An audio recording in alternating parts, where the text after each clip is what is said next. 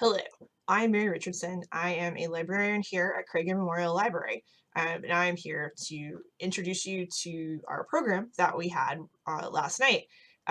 We recorded it. It's really cool. It's called 1000 Paper Cranes, One Wish. This program went along in conjunction with our community project that we're holding right now in December, which is to fold 1000 paper cranes and wish for a better 2021. And I am just so incredibly happy with this project. It's been really awesome. And I'm very thankful to our presenter, who you're about to see in a second, Elena Bible. She's here from the Japan Society of Greater Hartford to share her knowledge about the subject. A little bit about the Japan Society of Greater Hartford. They're a nonprofit organization which aims to promote mutual understanding and friendship between Japan and the US. So thank you again to the Japan Society of Greater Hartford for lending us Elena and her knowledge and time. It was great. Also, big shout out to the Japanese Language School of Greater Hartford. Their students and their families actually folded 200 origami cranes and donated them to our 1000 paper crane project that we're having at the library. So next time you're in, you can see those up in the circulation department, up in the adult department around the circulation desk, as well as on our social medias. So we owe them a huge thank you. So thank you so much. And here's our presentation. So, I'm going to talk about the 1000 folded paper cranes, One Wish. And again, thank you for coming today and your time. I'm very excited to present my presentation. Okay. So my name is Elena Bible. I'm a college student at Central Connecticut State University, and my major is elementary education. And I graduated Glastonbury High School this year. And I went to Saturday Japanese school from preschool to 9th grade. And then currently I'm volunteering at the Japanese Language School of Greater Hartford for kindergarten students. Okay, and I have been to Japan, and my mother is Japanese, and my father, he grew up in the US. So almost every summer, we visited my mom's relatives in Japan, and then I got to experience the Japanese school, and I got to travel many places around Japan. And my favorite place to visit was the Mount Fuji, because it's very beautiful there. And I have climbed a little bit, but I couldn't reach to the top because I think it started raining.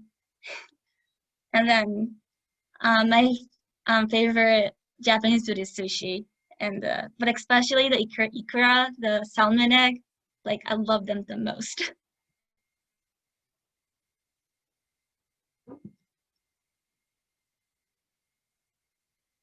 Okay, so I'm gonna talk about the cranes.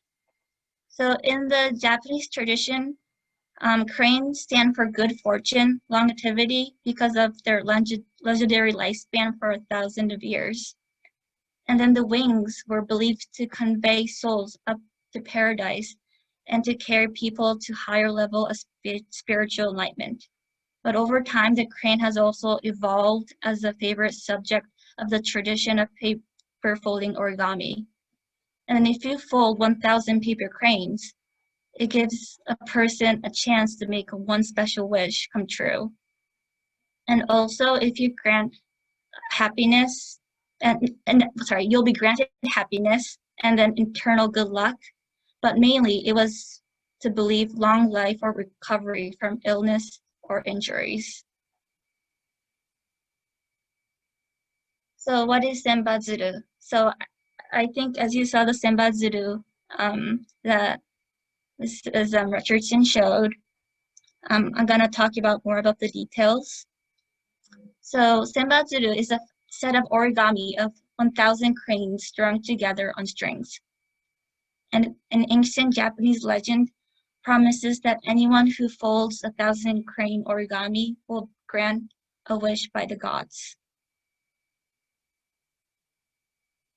So now I am going to show a video on how to make a paper crane. So I will get the video up.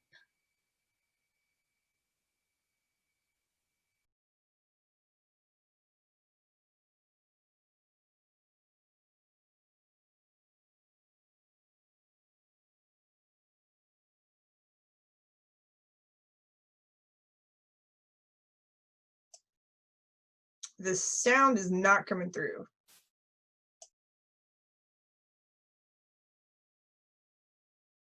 Oh, okay, sorry. Let me. Oh, it's okay. It's just. Oh, okay. It's totally fine. Tech things happen sometimes.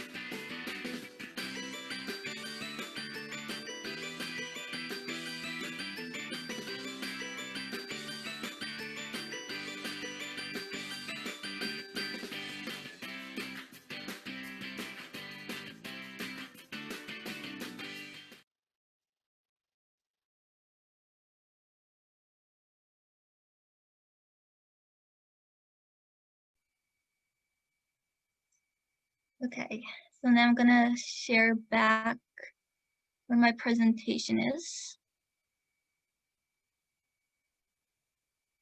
Okay. Yeah, so I was thinking to actually fold origami today, but if I do that, I can't really fold like in the air and I can't put my camera down, so I showed a video how to make the paper crane. And then if you want to make the senbazuru or the 1,000 paper cranes, you'll need to get a string and then tie it with a bead at the edge and then put the string through the needle, and then there should be a hole under the crane origami, and you'll stick it up, and then you'll repeat that over and over, and it'll become like this in the third picture. Okay.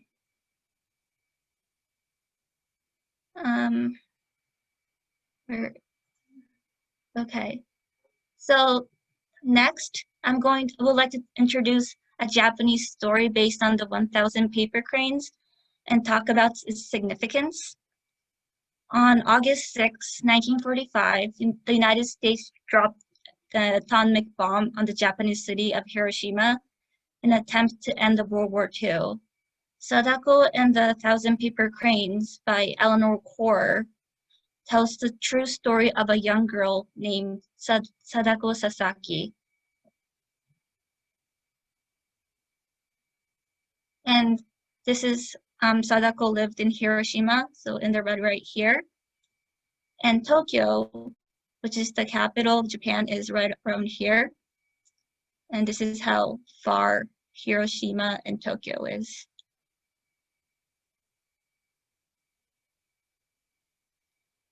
So Sadako lived with her mother and her older brother Masahiro, and then her father was in the army at the time. Sadako Sasaki was only 2 years old when the bomb dropped on Hiroshima. Her family was 1.7 kilometers away from the bomb. Luckily, her whole family was able to escape with no injuries or burns. While her mother fled to her relatives, they were exposed to the black rain, which is like a black fungus or a dust after the atomic bomb. And then Sadako's story picks up 9 years after the explosion and grew up being a healthy 11 years old who loves running more than anything else in the world. Oops. Okay. In 1954, 11 years old Sadako Sasaki lived in Japan with her family. Sadako was a talented runner and hopes to qualify for the junior high school team for the following year. Finally, her dream came true. Sadako was picked and won the race at her school. But after the race, she felt very dizzy, but she decided to keep it a secret. A few weeks later, on a cold day in February, Sadako collapsed at school. After some tests at the Red Cross hospital, Sadako's worst fear was confirmed. Sadako had leukemia. Sadako was devastated by the news. It is common for people from her town to have developed leukemia after the atomic bomb. It was often referred to as a atomic bomb disease. One day, her friend Chizuko visited Sadako in the hospital, bringing her scissors and paper. She reminded her about the old story of the crane, and that if a sick person folds 1,000 cranes, you will be able to make one wish come true. And she said, if a sick person folds 1,000 cranes, the God will grant her a healthy body again. So her friend Chizuko tried to cheer her up by folding a crane out of a gold paper. Sadako was very inspired. Once Chizuko taught her to make the crane, Sadako was very addicted to folding the origami cranes. In the middle of October, Sadako became weaker and weaker. She could no longer fold even one paper crane. And eventually, on October 25th, 1955, she passed away. After her death, her classmates gathered to finish folding 356 paper cranes to complete the flock. The 1,000 cranes were buried with Sadako in honor of her bravery, her strength, and her belief of good luck. Today, her bravery is made into a statue in the Hiroshima Peace Park to honor her strong spirit.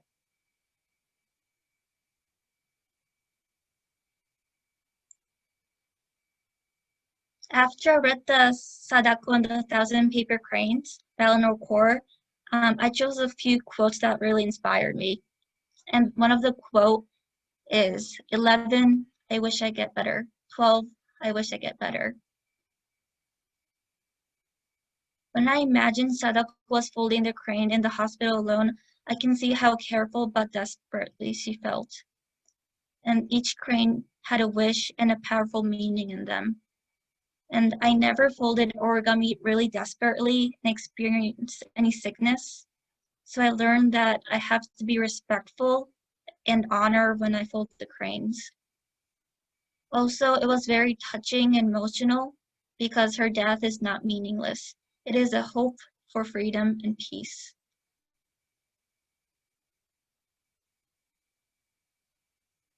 The next quote is from the last page of the book. It says, as she watched a light autumn breeze, the birds rustle and sway. They seemed to be alive and flying out through the open window. How beautiful and free they were. I like how the author ended the story with Sadako becoming a bird and gained her freedom when she last closed her eyes. Sadako suffered so much with leukemia and ended up giving up her dream to run. However, she had the senbadzuru.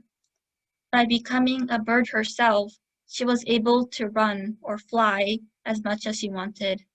I thought it was a beautiful and sad ending. And this quote is from Sadaki Sasako. It says, I write peace on your wings, and you will fly all over the world.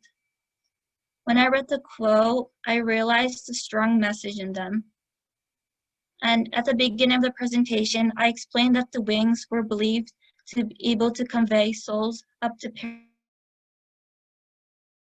paradise, higher levels of spiritual enlightenment. And wings can lead you to freedom and let you go wherever you dreamed of.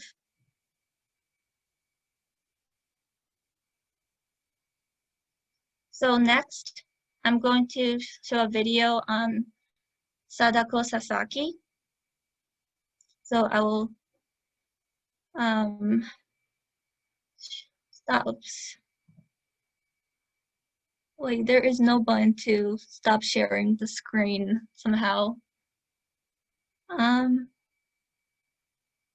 Sorry for this.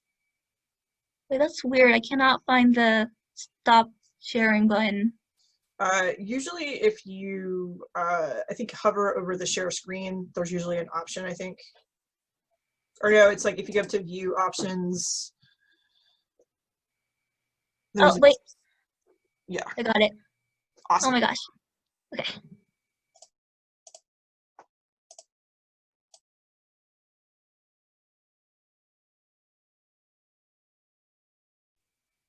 Okay, so I'm gonna share my screen.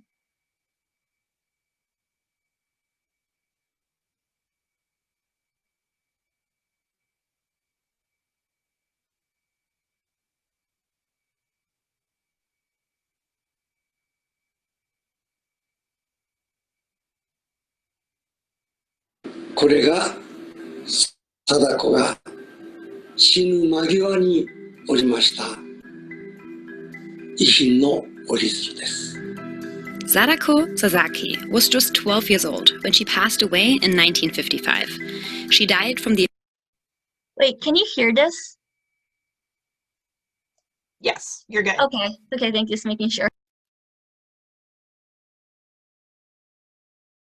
Effects of her exposure to the Hiroshima atomic bomb.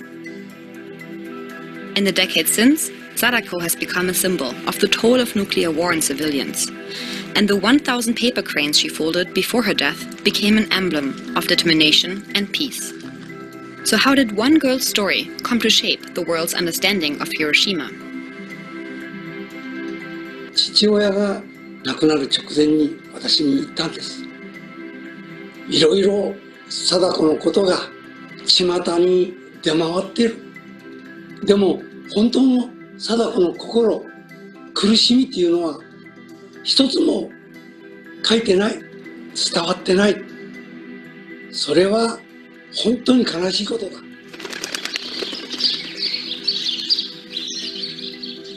Hiroshima housed an important military base, but was considered calm and peaceful before the bombing. The Sasakis got by thanks to the family's hair salon. But August 6, 1945 changed everything. For the first time in history, the United States Air Force detonated an atomic bomb over Hiroshima. 私は4歳で貞子が2歳でした。当時は非常に快晴で私たちは朝食をとっておりまして、そうするととても美しいものがキラキラと光っていたのを強く覚えています。ちゃぶ台に座った途端でした。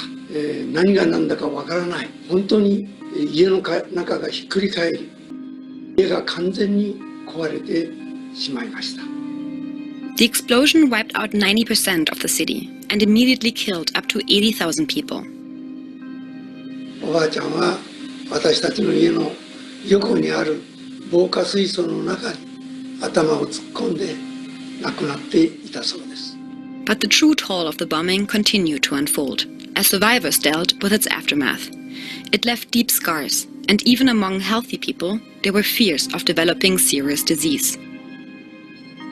Radiation exposure from Hiroshima ultimately killed tens of thousands of people in the years after the blast, and cases of leukemia peaked in the early to mid-1950s. そして何事もなく、小学校6年生までは元気に健やかに育っていったんです。でも小学6年生血病という診断を下される父はびっくりしまして、そして、だんだん具合が悪くなっていきました。Sadako was soon hospitalized, but set out on a mission. She began folding paper cranes, inspired by a Japanese legend that says folding 1,000 of them would make a wish come true. Her wish? Getting well and going home. そういうものをもろもろ集めながら貞子は追っていったんです。8月千羽鶴を1000羽一生懸命折りました。でも貞子は病気が全然良くならない。多分自分の心の中ではなぜだろう、そういうふうに心の中で問いかけたと思います。でも本当に信じて一生懸命鶴を折りました。 This part of Sadako's story has been told all over the world, but often with distortions. One Canadian-American writer found the events too disheartening, so she changed the narrative. In her 1977 retelling, Sadako was able to fold just 644 cranes before friends and classmates stepped in to help finish her quest for her. In reality, Sadako folded well over 1,000 cranes, but her condition never improved. 治りたい、家に帰りたい、そしてもう少しみんなのそばにいたい、そう言いながら亡くなっていったんです。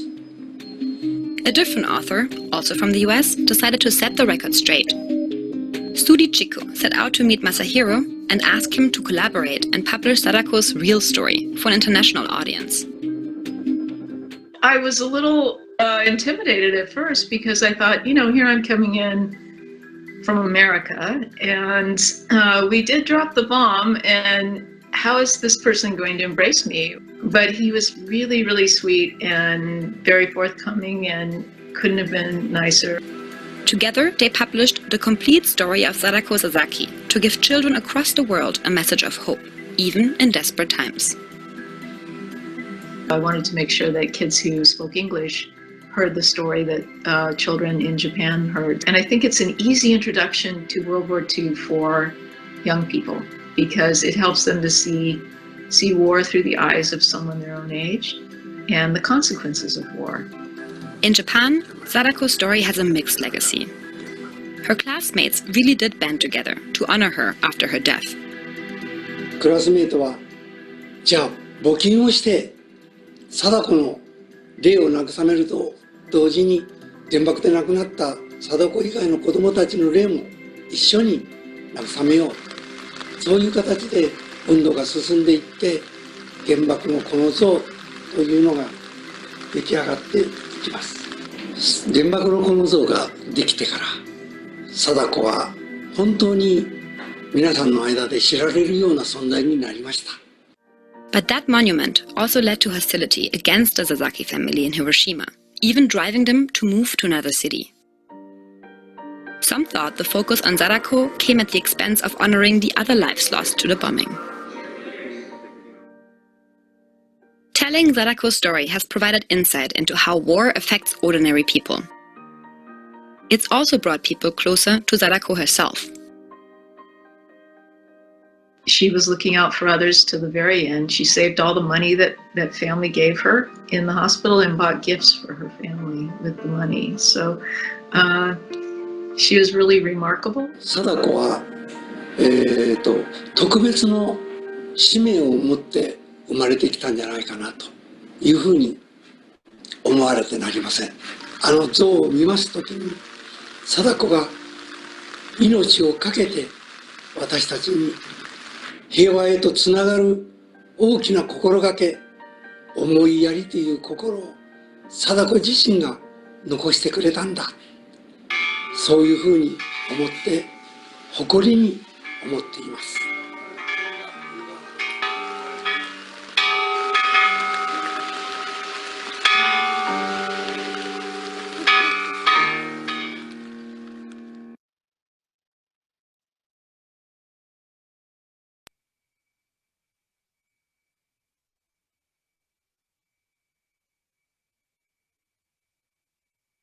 Okay.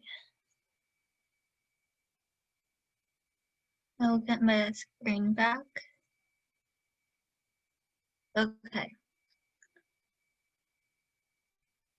So last year, I visited the Hiroshima Peace Memorial, and this is the atomic bomb in the background, and it had been left like that after the bomb was dropped, and now it has become the World Heritage. It was the first use of the nuclear weapon on a human population, and it represents the symbol of peace.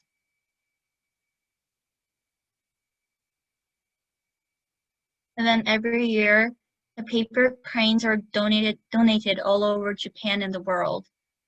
And then on August 6th, there is a memorial for the victims that were affected by the bomb.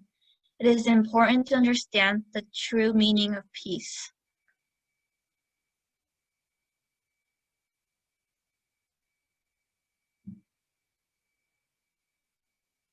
I think I have skipped the quote somehow. Sorry.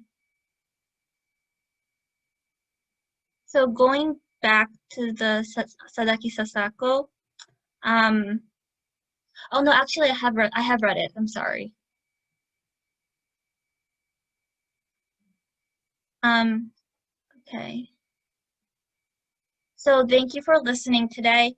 And while you spent time at home, I hope this book will provide us the perspective that humanity faces great challenges in the past, and we work together.